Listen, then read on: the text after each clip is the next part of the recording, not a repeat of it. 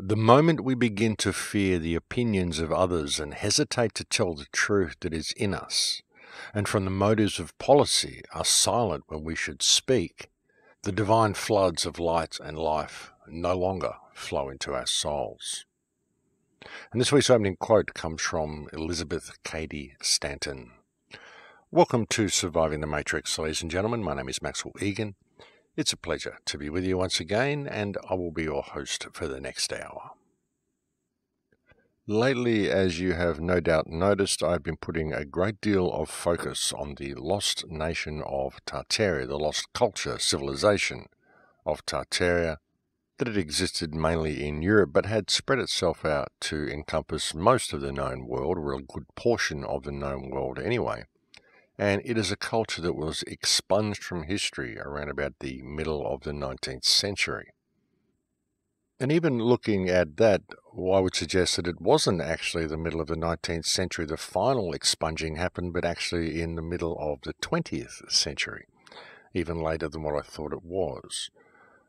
And for many people who are wondering about this and wondering about the existence of Tartaria and whether it was actually a real nation, it can be found on maps from the 1400s and 1500s. Pretty well anything before about the 1700s or 1800s, you'll find Tartaria on these maps. So I would suggest that the war to remove Tartaria from history and the war to destroy Tartaria very likely happened around the 16th or 17th century, very likely began around then. But as I said, it wasn't completed until as late as the middle of the 20th century. And as I said, early maps you can find this, and you can see the growth of the nation as well. If you look at maps from the 1400s and 1500s, you can see that it starts off with Tartaria being a reasonably sized country in northern Europe, and then it progresses, and it also begins to encompass areas of around near the Philippines. And then we see South America being coloured the same colour as Tartaria, and eventually we see North America becoming part of Tartaria as well, according to these maps.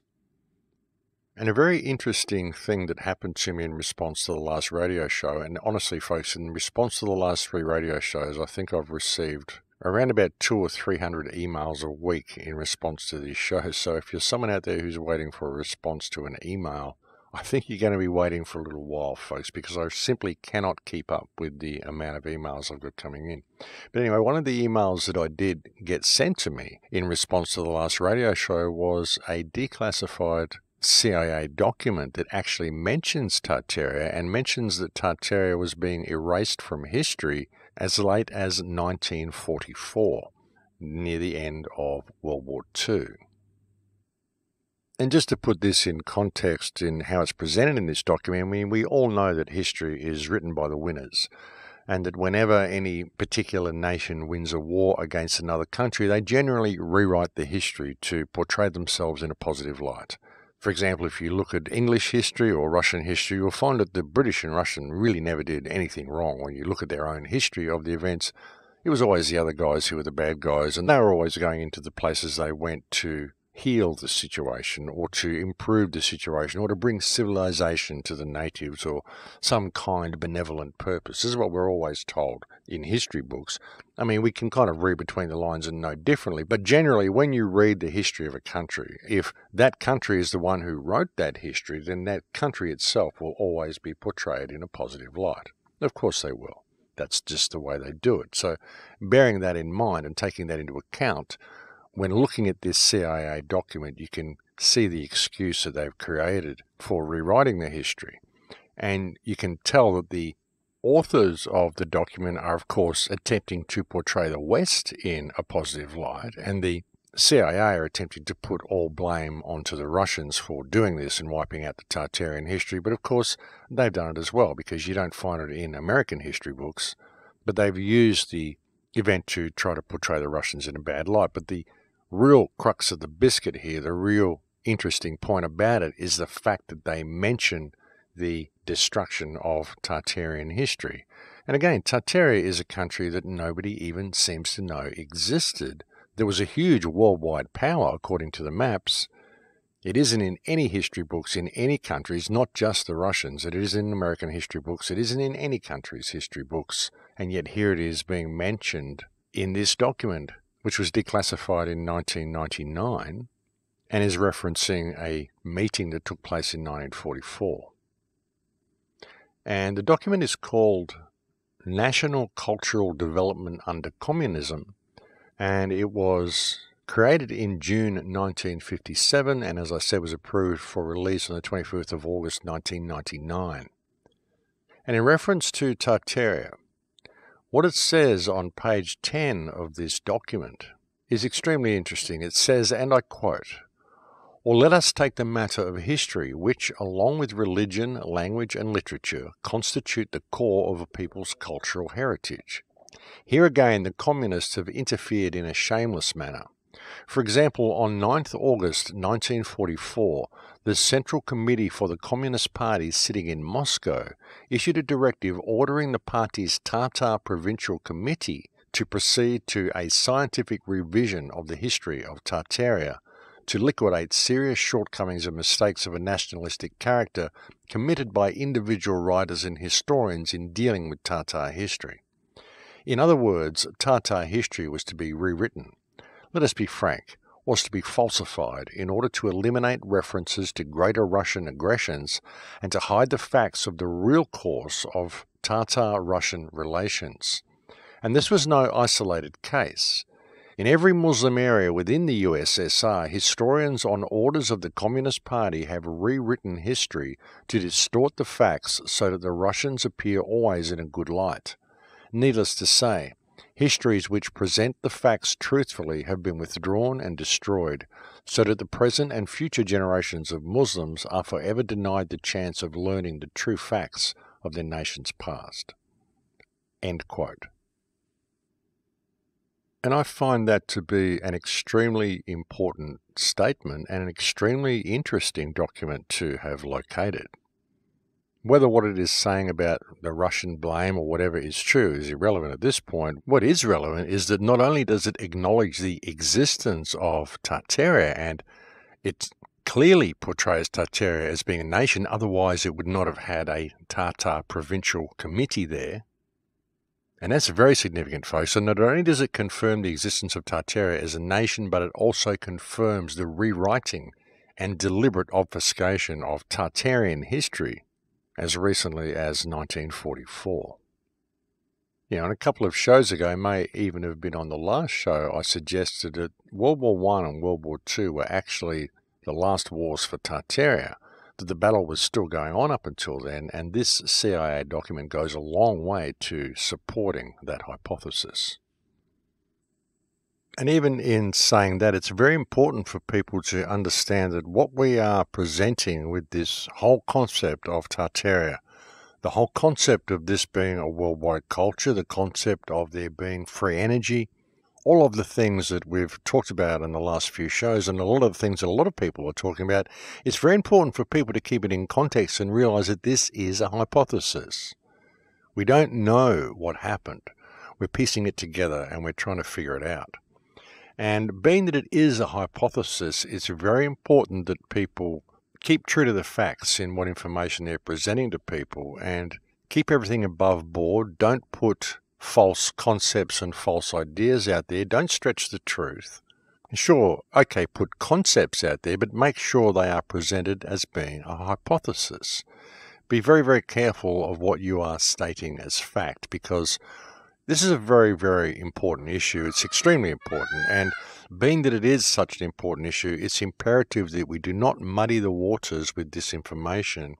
And by wanting things to be true, wanting our ideas to be true, and cherry-picking information or falsifying information to make our ideas or our hypothesis seem more acceptable and seem more true, because all we do by doing that is muddy the waters.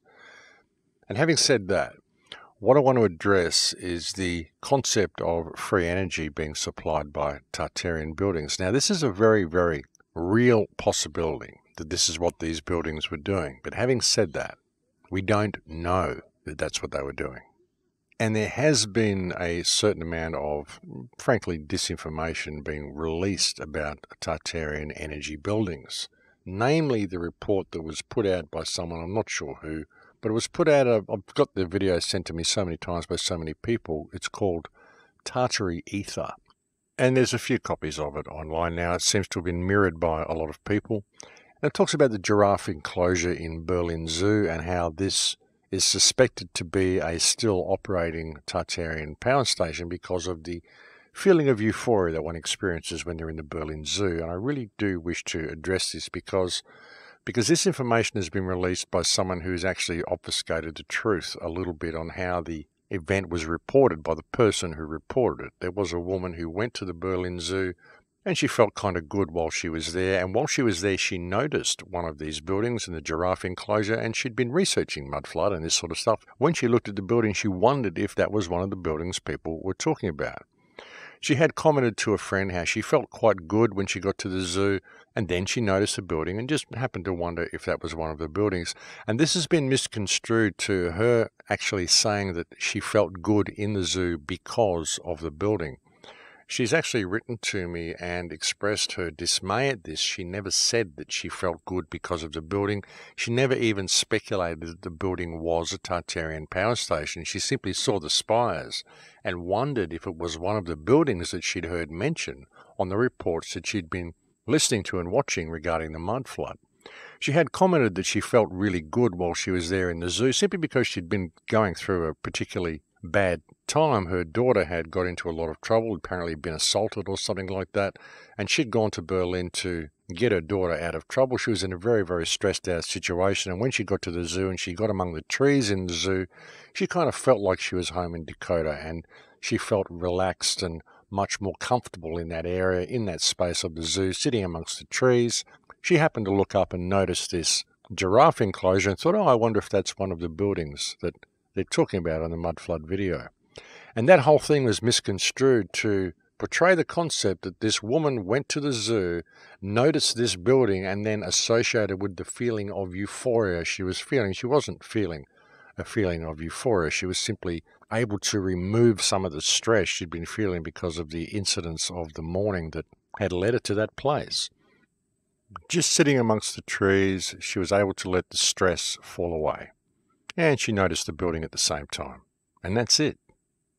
And she is quite concerned that she's been misquoted in that video, and that video appears to be going quite viral around the world based on the claim that this woman felt this particular energy from the power station in the Berlin Zoo. And folks, she didn't feel anything from the power station. She's actually written me a letter and asked me if I would please mention this on the show because she wants this cleared up. She did ask for that quote to be removed from the video before it was published, but whoever published the video did not remove the quote. And actually a good deal of the video seems to be based around that experience that she had, and she says that that entire experience has been misconstrued, taken out of context, and what is being presented in that video is not what actually happened at the zoo. It is not what she experienced. So I just thought I would put that out there on her behalf, and hopefully that will clear up some of this noise that's happening around this issue, because as I said, this is a very, very important issue, folks. I find it absolutely compelling, the concept of this lost culture of Tartaria, and I think it's a very, very important issue. And as I said, it's easy to get excited about these things when we find them out, and then to go making all sorts of wild claims and speculations. And I've actually picked up on that story of the energy being emitted by the still operating power station at the Berlin Zoo myself, because of that quote that someone put out there. I mean, I do suspect that a lot of these buildings are capable of producing power and producing energy, but is that one still operating? That's the question. Can that feeling actually be experienced by going to the Berlin Zoo? That's the question.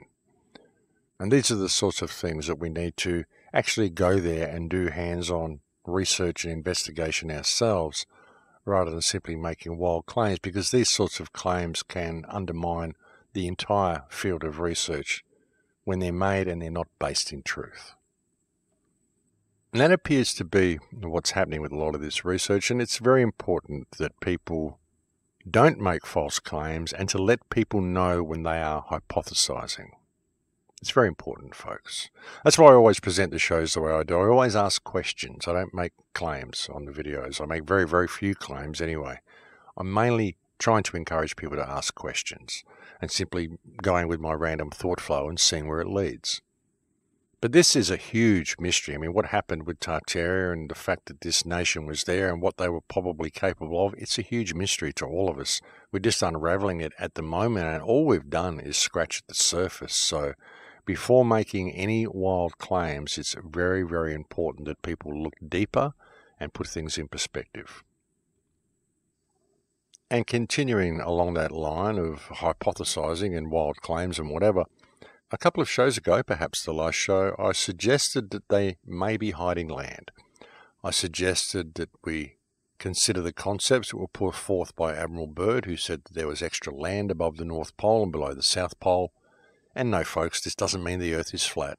You can talk about extra land without believing the Earth is flat, okay? But an interesting thing in this, as many people have been reporting lately, is the old maps of Hyperborea, which depict the North Pole, apparently depict the North Pole free of ice, and they showed land at the North Pole. They also show Greenland free of ice and quite well mapped, and also Iceland free of ice and quite well mapped as well. But something else that they show, even if you don't want to consider the concept of that North Pole being there, these are reasonably accurate maps. They show river systems, towns, cities, mountains, all sorts of stuff on these maps. They're quite well drawn. But what it does show on these maps, and this was pointed out by a YouTube user by the name of John Levi, who does some really wonderful videos. He has a wonderfully open mind. I've just discovered his channel. He's got a very calm demeanor, very nice, open way of explaining things, and I really must compliment him on the work that he's done. But one video that I saw of his, it talks about land that is on the maps that show Hyperborea. There's a land called Friesland, which is on the map, but is not on any other maps. Well, it's not on any modern maps anyway. And of course, I will leave a link below if you happen to be watching this on YouTube. But the important thing about this is that Friesland doesn't appear to just be some random island. I mean, it's quite well marked with towns and river systems and mountains and everything you would expect in a well-mapped country. And it was obviously important enough to be included in a little side section on the map, and so are two other places on the map as well. One is called Sierra Sul, and one is called Sketland. And each one of these latter two is simply a tiny little archipelago right down on the edge of the map. And these are also important enough to have warranted their own little blown-up areas on the corners of the map. And yet when you look at modern maps, these places, these islands, do not exist, and one may wonder why that is.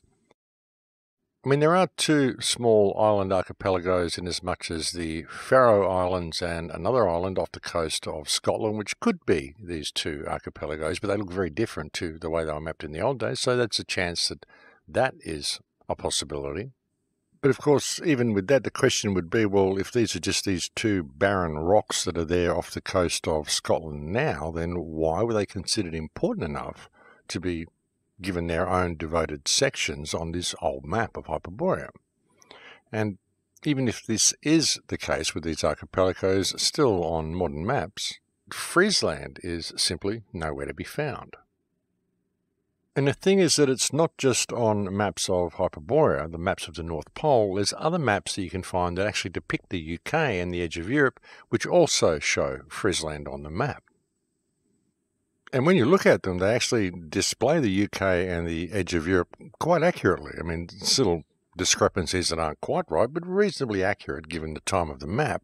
And putting an island on there that doesn't exist, such as Friesland, is not really consistent with the level of accuracy that we see in the rest of the map. And again, the point is that we also find this depicted on more than one map. So it's not like it's simply been depicted in someone's fantasy of what the North Pole looked like, and it's just included on maps of Hyperborea. It's on other maps as well. And Friesland, really, I mean, it's half the size of Iceland, it's half the size of England, it's around about the size of Ireland. And it's depicted as being quite close to the United Kingdom, where it's depicted on the maps anyway. One might question whether these places are actually there, and if they're not there, what happened to them? Very interestingly, the maps of Hyperborea change quite quickly. If you look at maps from around the 1595 period, you'll find that there are four very distinctive places marked in the map of Hyperborea. And yet when we get to 1606, just 11 years later, it would appear that much of one section appears to have been flooded or gone beneath the waves, and some of the islands nearby seem to have disappeared as well. The question is, what happened? And as I said, that's over an 11-year period between 1595 and 1606. But then you look at maps from around 1622 to 1628, and there's nothing depicted in the centre. All the four land masses are gone, but you can still find on these maps from 1628, right down there in the corner is Friesland. So it's still there. And you've got to ask yourself, how easy would it be to hide a country? Well, all you really have to do would be take it off the map, and if the country was in a spot where no flight paths actually went over it, then you've got a reasonably good chance of keeping it out of the view of everybody. And if you look at where Friesland is, there's no real flight paths to go over that area of ocean at all.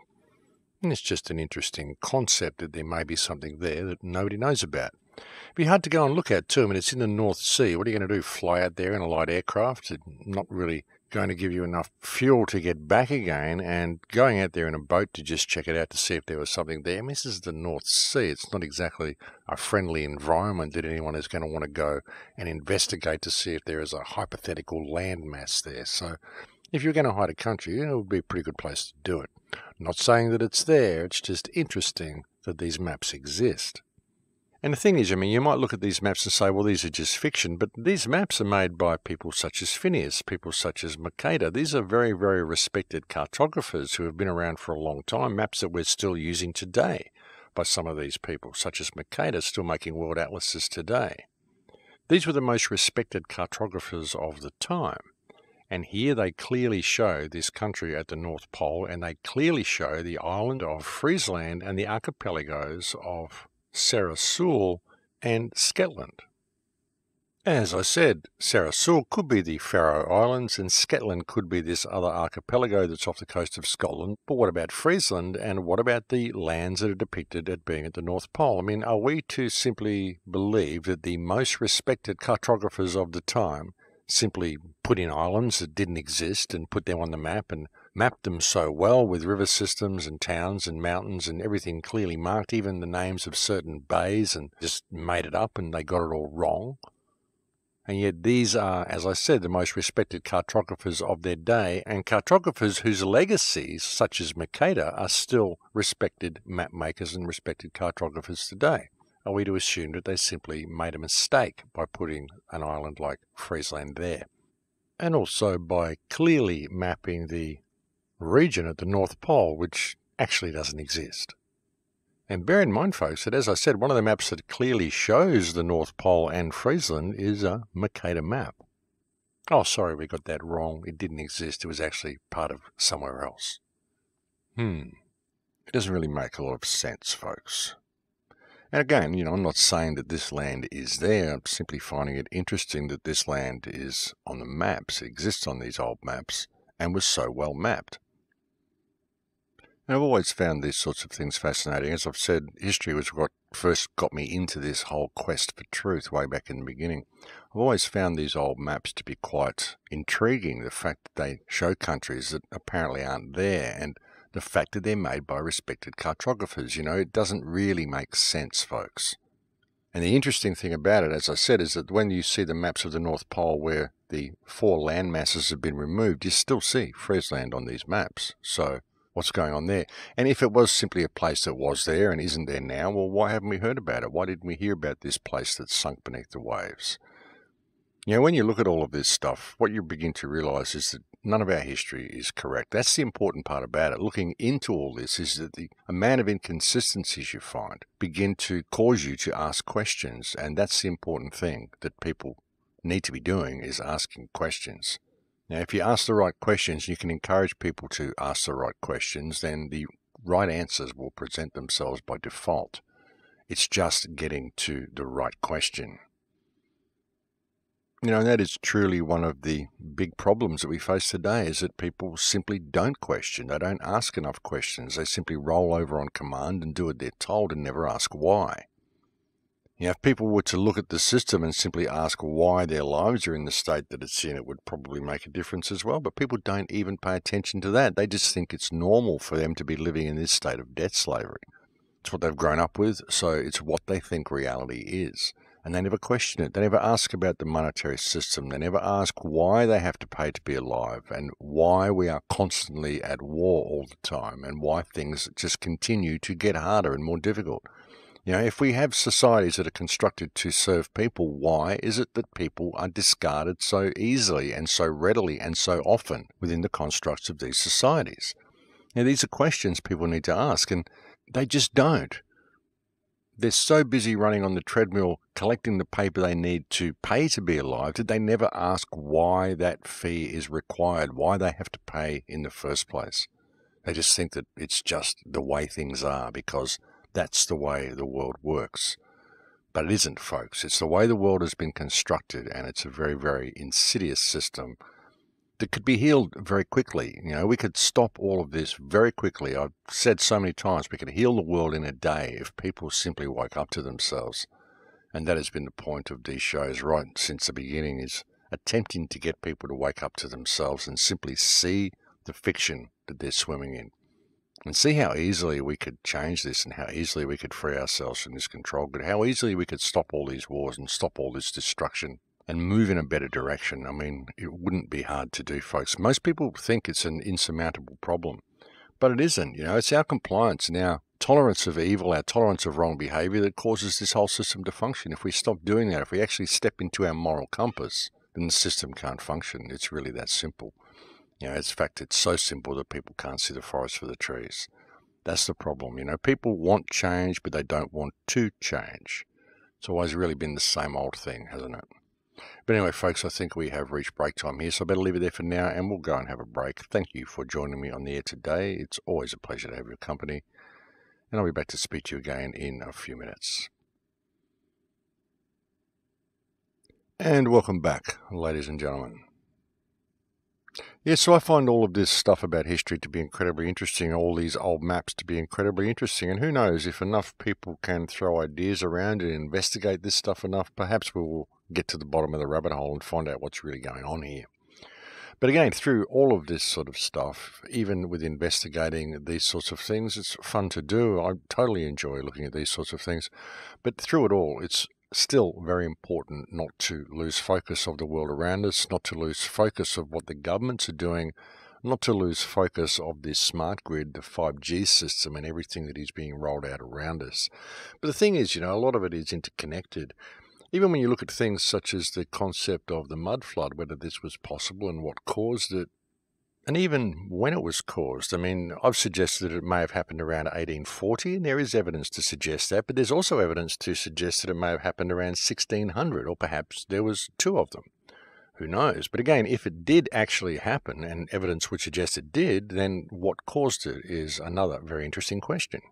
It could have been a perfectly natural event, or it's possibly it was done through sonic frequencies, it's possibly it was done through electromagnetism, possibly it was a plasma discharge. We have no real idea of knowing how it happened. But it's also possible that this whole electronic system, the 5G grid, is being set up to do that. Sometimes when I look at the fracking and some of the stuff that's going on as well, I wonder what this is about, whether the fracking is a setup for a new type of mud flood scenario. What are they doing with all these holes? They don't need the gas that they apparently are pulling out of these fracking wells. They don't need it. There's no real reason for them to be doing it, but the noticeable thing is that they're drilling these huge deep holes and they're filling it full of toxic water and poison. What are they doing? Are they setting it up for a new event? Are they priming for a mud flood? Recently I also spoke about the fact that the waters are receding, all of the oceans are receding. And this is true, water levels around the world are dropping, and many people suspect that there is an underwater ocean beneath this ocean, and that this ocean is kind of leaking through the crust into that ocean. Perhaps that could bubble up at some stage. When you look at that and you combine it with what we are doing with the fracking, the amount of chemicals that are going into the wells, the grand solar minimum, everything that is on the cards, folks. There's a lot of stuff happening at the moment. We're in a very, very interesting point in history, and I think a lot of what we're seeing on the surface is designed to distract us from this. so that we won't notice what's going on around us. We'll think the politics is all real, and we'll just keep running on the treadmill and collecting our paper and being good little drones and not really paying attention to the world around us. A lot of people still think Q's coming to save the day, which I find to be quite remarkable. I mean, it's past November, folks, and nobody's been arrested, so perhaps that should be a sign for people. Remember, he said November, it was all going to be a big mass arresting, it was all going to be wonderful, and the world was all going to change in November. Of course, people will say, oh, no, he didn't say that, but, well, he did. So one might question why that isn't happening, folks. I mean, it's just theatre for the masses. How people can think the state is going to save them from the state really does boggle my mind a little bit. And it's the same saviour program that people have been running for years, folks. Everyone expecting the white knight on the horse to come along and save them, but it's not going to happen. The only way humankind is going to get itself out of this predicament is if we stop complying with our own slavery. We're seeing this happening in France at the moment with the riots and the yellow vests in France, but of course even this seems to have been co-opted as well. As soon as they get a colour involved, you know that there's someone in there spinning things and getting involved. I mean, these colour revolutions really never seem to go in the right direction. And if it's the working class standing up against the government, then why are they smashing shop windows and destroying businesses of the small working class? You know, there may be people in there that are doing the right thing and really want to see change, but of course you get these agents provocateurs in there which turn it into a violent uprising to destroy the economy and continue the same old agenda, which is what it does. Now, a revolution, violent revolution where you're destroying your local infrastructure is never going to go well, and it's never going to lead your country to freedom. There are better ways to do things. So when you look at this yellow vest so-called revolution in France, you've really got to see that there are elements in there that are probably good, but there's a lot of elements in there that are leading it exactly where the government wants it to go, as they always do with these so-called uprisings, folks. And the point is, you know, even with some of what we're seeing in France, I mean, sure, we're seeing non-compliance, not complying with toll fees and all sorts of stuff like that, but the thing is, people don't really need to go to the streets to riot. All they really need to do is stay home and look after their families and not support the system in that way. You know, simple non-compliance would change things. And so much of these revolutions and these violent uprisings, so much of it is a distraction as well, folks, from what's going on around people. I mean, all of these violent uprisings, all the stuff they're protesting against, it's not stopping the 5G grid, it's not stopping the social crediting system. All it's doing is undermining the country and bringing about the need for a police state to be introduced in France. That's what will happen, simply because, like I said earlier, they're destroying small businesses and things. I mean, why are you smashing shop front windows if your problem is with the government? What's the point of smashing other small businesses out of existence and creating hardship for the working class? Isn't the revolution about creating freedom for the working class? So why all the violence? You just don't need this sort of stuff. It doesn't lead anywhere. It's a play. Violent uprising will not solve anything. You know, the bombs couldn't be made if we didn't work in the bomb factories. If we didn't fly the planes and drop the bombs, then the bombs wouldn't be dropped. If we didn't shoot the bullets, then the people wouldn't die from the bullets. If we didn't support the government, then the government couldn't do what it's doing. You know, the government has created this whole fictional system, this whole meme, this whole idea that they have authority and that we need these people. And so we approach things in the wrong way when trying to free ourselves from this system. You know, it's just people here, folks, and we don't have to do any of this, and we don't need any violence. But, you know, again, it just distracts us from a lot of the stuff that's around us. And with all of this stuff coming out about history now, you know, so many things coming out about the mud flood, hidden technology, some of the stuff that was very likely possible before the destruction of Tartaria. And even with this, folks, we don't know. We don't know that Tartaria was a peaceful country. We don't know that there was a worldwide peaceful society. It may have been a worldwide tyrannical society. We simply don't know. But what we're finding evidence of is free energy devices, the fact that churches and buildings can harvest this type of energy. Last week I was talking about the research that I found on Martin Liedtke's channel regarding the fasci, the fasces that you see behind the politicians in the White House and all this sort of stuff, that these were possibly energy weapons. Recently again, since that show, I found a video by again, John Levi, the man I was mentioning before, who was referencing a Russian video where, I think it's a Russian video anyway, where a couple of young guys had created a homemade fasci out of a microwave oven, and I'll be sure to put a link to that in the description as well. And that's incredibly interesting, folks, because it shows you directed energy weapons are real. You can make one yourself out of a microwave oven. And if people are going to ask, well, what is causing the fires in California? Is it possible for them to be hitting the homes with directed energy weapons? Well, yes, it is, because you can make a directed energy weapon yourself out of a microwave. So when you think about that, consider what the military applications for this are, and consider how the military would have refined this type of technology and what they could possibly be using it for. And it shows how the fasci used to work, and it shows the type of directed energy technology, directed energy weapons that they are very likely using to create these fires all around the world. And again, I'll put a link to that in the video below. It's a very, very revealing video. It's about halfway through this video by John Levi. And the name of that video, I think, was Free Energy Magnetron. And again, I'll put a link below if you happen to be watching this on YouTube. It was quite fascinating, folks. And it's actually a very good active demonstration of exactly what I was referring to last week in regard to the electric fasci, and very much supports the idea and the research that was put forth by Martin Liedtke in regard to these devices. So there's an awful lot of information coming out now, folks. There's an awful lot of information coming out, and it's very important in looking at it all to see what's real and what isn't, and what we can use and what we can't. What is disinformation and what is not disinformation? You know, in looking at all of this stuff, it's important to consider all options, but to believe none. Take it all on as a possibility, but don't say, well, this is, and use that as your focus to guide you in whatever direction you think you should go. Simply pull at the threads and see where they lead you. Because it's a wondrous world, and we've been born into an incredibly important time in human history, I would suggest anyway. You know, the changes that we're seeing to the human condition at the moment are profound. Changes like we've never seen before, not in living memory of me anyway. And things are so different to what people believe. They really are. As I said last week, there's a war that's being waged against us, and the problem is that nobody really knows it's happening. You know, we're being attacked on all fronts. We're being poisoned, we're being electromagnetically poisoned. We're poisoned from the moment of birth, through our food, through vaccinations and everything they do to us. Our lifespans have been reduced drastically, and there's all sorts of weirdness happening on the horizon. And you can tell simply by the fact that they're escalating things so much, ramping up the theatre of distraction so much that people simply won't notice what's going on around them. You know, we're just taught to be distracted all the time. We're taught to measure ourselves by artificial, superficial parameters, and we're taught not to really notice what's happening. But when you step back from all that and look around you, you find that there are major changes happening in the world. There's a major feeling of discontent among the people as well. There's a major feeling that something needs to change, something is about to happen. A lot of people are sick of this existence that our governments have forced us to endure, and they know that there must be something more.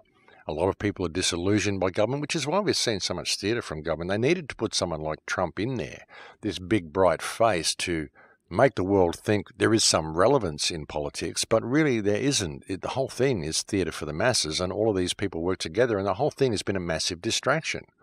Look what they've done with Brexit, keep people waiting on this big exit from the European Union for the last few years, and now they say, well, maybe it's not going to happen at all. And, you know, it's just another saviour program. People have been sitting back doing nothing and allowing Theresa May to continue bombing all these countries and supplying weapons to Saudi Arabia so they can destroy Yemen, wipe out all the population and infrastructure there, and waiting for this big change to happen when Brexit occurs. But it's just, as I said, another saviour program. Now they're saying it mightn't even happen, and even if it does happen and England leaves the European Union, well, then you'll have the Chinese One Belt One Road system come marching out, which will cause all of these massive trade tariffs on Britain. So Britain will go down the tube economically that way, just to teach the people a lesson of what happens when you try to stand up for yourself. So they'll all want to rejoin the EU at that point anyway. So they've got that in the bag if they can't convince the people to cancel Brexit. And you can't tell them that the politicians can't see this. They know the Chinese One Belt One Road system is coming online, and what's going to happen to the UK if they leave the European Union at this crucial trade point. And Trump has been continuing to isolate the United States as much as he can, putting trade tariffs against people, trade wars everywhere, trying to get the upper hand on everybody, running the whole world as a business, and essentially isolating the United States from the rest of the world and giving the rest of the world the excuse it needs to pull away from the United States and enter the Chinese One Belt, One Road system. So all of this is going on in the background. And of course, what you're going to see, of course, for security reasons, to protect us all against terrorism, is that people who trade with China and enter this system will end up adopting the exact same social crediting system that China has put in place. This is how they introduce it to the countries via trade, via anti-terrorism, by doing what is good for you and keeping you safe. And really, it's all about surveillance and it's all about control. And none of it's changing.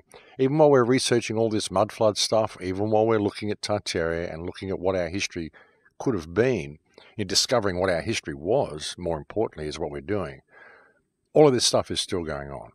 And again, like I said, even in looking at all of this history and looking at all of this stuff, it's imperative that people keep a focus and, sure, put ideas out there, but be careful what they are claiming is truth. Because ultimately, we don't know. All we know is that there was once a great nation that was called Tartaria that appears to have encompassed large sections of the world. We know that there was an ancient culture that built buildings all around the world, because all of the buildings that exist all around the world are the same. They're all built by the same people. And that is obvious. So we know this has happened. We know that there's a very good possibility that there was some type of cataclysmic event that happened around about 200 years ago, and possibly another one that happened 200 years before that. Perhaps these are events that happen every 200 years. Who knows? Who would know what is really gone on in the history of this world? Because another thing that we've figured out, another thing that I am absolutely convinced of, is that all the history we've been given is wrong. Because as I've said many times, I've spent so many years researching ancient history, and none of it has ever made sense to me. I've been trying to piece pieces together in my life for the last 40 or 50 years, and nothing has ever made sense until I factor in the reality that the timeline is wrong, that everything that was supposed to have happened thousands of years ago actually happened quite recently, and that this lost civilization that we can see all around the world was a very recent civilization. Once I factor that in, suddenly all the pieces of the puzzle fall into place. So for me, that is a very significant point. And it's a point that I can't really ignore. So a lot of things are being revealed at the moment, but like I said, through it all, we can speculate, sure, we can put our pieces on the table and see what we come up with, but be careful what you believe and be careful what you want to believe, and be careful of cherry-picking information. You need to put all the information on the table and consider it all so we can get rid of all the loose ends. But be careful of wanting things to be true too much and believing your own theories. Belief is the enemy of knowledge, and a theory will always be a theory until it is proven to be a fact, and then no belief is required, because then it becomes a knowing. And it's really important to keep that focus and to always keep an open mind in every single thing that we're looking at. And like I said, be careful of wanting too much for something to be true. If we can keep that focus and look at things continually open-mindedly and consider all options, but believe none, then we will eventually find out what the real truth is. And I think we're heading close to that now, folks. I think we're going to find the real truth in my lifetime. I think things are soon going to be revealed. Perhaps when we get to 2020, perhaps that's when we will all get 2020 vision and we'll be able to see the world clearly. Who knows? Perhaps 2012 was a starting point. I've always thought that. I've always thought that 2012 was not a non-event, that there was a shift when that happened. There was a shift in consciousness and it began a cycle. And that cycle must end at some point, and perhaps that will end in 2020. And again, that's just a speculation, folks. It's not a saviour program. I'm not suggesting that people sit back and wait for something major to happen in 2020. I do believe we need to participate in this world that we're living in, and I do believe we can make change at any time we choose to do so. So I like to consider all of these things, but again, I think it's very important that we remain active in all that we do. And it would seem the peacock agrees with me. Sorry about the peacock chiming in so much, folks. There tends to be quite a few animal noises attempting to get shows done in the area that I live. We've got a few peacocks that have moved into the yard, and they're quite happy to be there, and it's a nice feeling having them around. It's kind of a bit of a compliment, really, that they've decided to move in here. It's good feeling to know that the wildlife feel comfortable at the place. But anyway, getting off topic there. As I've said so many times on the show, folks, all the world is a stage, and so even looking at all of this stuff, I mean, it's incredibly inspiring looking at all of this Tartaria information, the concept of the mud flood, the concept that our history's been changed, the missing timeline, Fomenko's work, all of this stuff. When you put it all together, it's incredibly compelling and it's very exciting. But again, be careful what you want to believe, and be careful of what energy you get yourself in looking at all this stuff as well. I mean, some of this can be very depressing. Even when you look at the concept of free energy and what we possibly had when Tartaria was a thriving culture, it can be quite depressing. You can get quite sad about it. So it's important that you keep your energy high as well. You know, everything we've been told is mixed up and lied and convoluted. The histories have been shifted around everywhere. And when you start looking at all of this stuff, you've got to kind of remove yourself and look at it from a third-party perspective and realize that you're just here for the ride. You're just here for the journey. And it's what you do with that information, and it's the energetic state that you're in through the ride which determines what the journey is going to be and what the outcome of the ride is going to be. You know, your energetic state and the way you interact with the world around you is all important through all of this stuff. And indeed, that's how we could free ourselves from the system. I mean, like I keep saying, non-compliance, even that, it's all about the energetic state that you're in. Whether you believe you have masters, whether you believe you are a slave, whether you believe you need to question authority or simply do what you're told unconditionally because you feel you have to.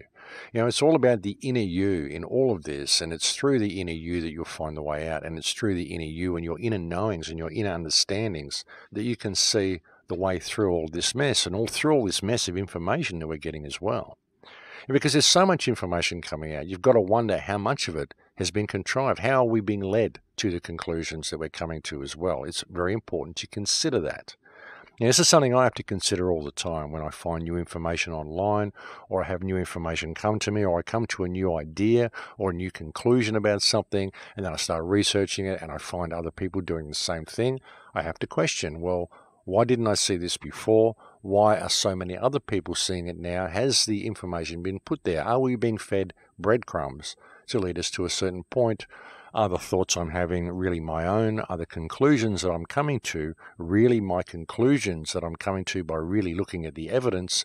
Or am I simply being led to these conclusions by following the opinions and the beliefs of others? So you've got to really look at all of this. And like I said, it's very exciting when looking at this information, and so it's very easy to get caught up in that wave of belief and that wave of wanting things to be true and allowing yourself to be led to certain conclusions that may not necessarily be your own. You know, and I can say that, and I can totally admit that, sure, I've got things that I would like to be true. I would like to see that this is what happened. I would like to see that this is what happened. I'd like to be right in some of the things that I'm saying. But I can't honestly say that I know that I am. And it's important that other researchers also admit that as well. And that's why it's so important that we come together with all of this stuff and put all of our cards on the table and all look at each other's research and compare notes, and do so without arguing, without pushing ideas across and saying, I am right, you are wrong, you must believe what I say because I've got the idea, I've got the picture, I've connected the dots, you haven't. It's important that we don't do that. And so many people do that in the independent media, and that's the problem. But there's so much stuff coming out now, and if we can adopt the right approach to this and respect each other through this and allow people to think differently and consider each other's information, I really believe we have a real fighting chance of getting to a very, very positive future. I think that those who are controlling things, I think their days are numbered. And if enough people wake up, they're not really going to have much other opportunity other than to jump ship. And I'd really like to see that happen, folks. I'd really like to see us achieve freedom. And I think that if we are prudent about our actions at this time and we are respectful of each other, we have a real opportunity for freedom. So that's just something that I'd like to put out there for people to humbly consider. And, well, we are getting very close to that time again, folks, where we have reached the end of the show. As many of you may have noticed in watching these video clips, very often when I do these radio shows every week, I kind of run out of time halfway through the editing process because I've been just so rushed lately. and I revert to an old graphic that I created way back about 15 years ago, before we even had widescreen computers. And I get a lot of questions about this graphic because this graphic runs a whole bunch of text across the screen at certain points, and it's in a language a lot of people don't know, and a lot of people accuse me of trying to put subliminal programming in them and all sorts of rubbish that they come up with. People that live in shape fear, folks, that haven't figured out they could simply turn the monitor off and listen to the radio show if they're scared of the images. But anyway, a lot of people are worried about this text that I often use simply because I run out of time and I can't do video editing, so I just put on a nice graphic for you to amuse yourself with for the rest of this show. And as I said, a lot of people are worried about the text. So what I'm going to do at the end of this radio show, if you're watching this on YouTube, if you leave the video run for a little bit after I finish speaking, I'm going to put all of the translations of that text that I'm using at the end of the video so you can satisfy yourself that I'm not subliminally programming you to be a Satanist or something. I mean, this is the sort of stuff that people come up with. I don't know why people believe themselves to be so easily programmed and so easily manipulated. I would suggest that is a program they're running as well. But again, folks, if you're scared of the images that I use in the video, if you've been programmed into shape fear, then please just turn your monitor off and listen to the sound, or just go and download the podcast or something. It's a lot easier than making false accusations against people and living your life in a state of paranoia due to shape fear. And to follow a little bit on last week's information that I gave you about being hacked, I did get hacked rather badly, folks. What happened to me was someone actually got into my system and deleted all of my hard drives back to unallocated tables. I literally had to go and buy a new hard drive, install a new operating system on it, and then gradually reconnect my other old hard drives. And as I reconnected them, all of them were basically unrecognized by the system, reduced back to unallocated tables the way they are when I buy them. So it was quite a good hack. Whoever got into my system managed to delete everything. So I've lost an incredible amount of work. I have lost about 4 years' work that I've done on the films. I've lost my scripts. I've lost so much stuff. I do still have the raw data on other hard drives that were not connected to the system, so that's good. And I do have a lot of the stuff that I use for my regular weekly shows, the video footage and stuff that I have for that, I do have that all backed up on my laptop. But most of the major information that I had stored on my machines has all disappeared, so that is quite disturbing. Bit of a blow to the system, but hey, what do? We start again. That's all we really can do in that sort of a situation. Also, if you're a YouTube subscriber, I'm having a lot of trouble with my account. If you're someone out there and you think I've deleted your comment, I haven't. It's probably in the spam bin. The problem is I cannot access my spam bin to approve any comments. I can go into the bin and I can see, like on one particular clip, I can see that there's 66 comments in the spam bin.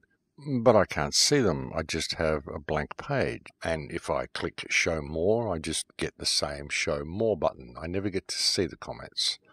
And another message that I got from YouTube just yesterday is that they intend to delete a whole bunch of subscribers for being spam accounts. So do not be surprised if your subscription has been deleted from my account. I've actually watched the count drop by about 500 subscribers today. So there's a good chance you've been unsubscribed from the channel due to YouTube's actions. And as I said, if you cannot find your comment on my channel, there is a good chance it's in the spam bin, and there's simply nothing I can do about it. So please just bear with me on that. We do what we can, but YouTube does not make it very easy for us at all. But apart from all that, as I've mentioned many times before, I'll be speaking at Acapulco in February. That's from the 17th to the 20th of February. I'm also doing a gig in Coffs Harbour, Australia on the 18th of January this year, and I'll be doing another gig in Byron Bay on the 19th of January, and you'll find information for those gigs on my website. There are a couple of banners there where you can go and find out about those two gigs. And thank you to all of the wonderful people who send me so many emails. As I mentioned earlier, I get so many emails that it's becoming extremely difficult to answer them, so please bear with me on that. And thank you very much to my Patreon supporters, because you are the ones who keep this show going.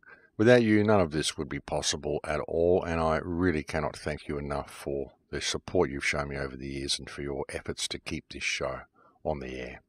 But that is it for me, folks. I'll look forward to speaking to you again next week. Please take very good care until then. In Lakesh.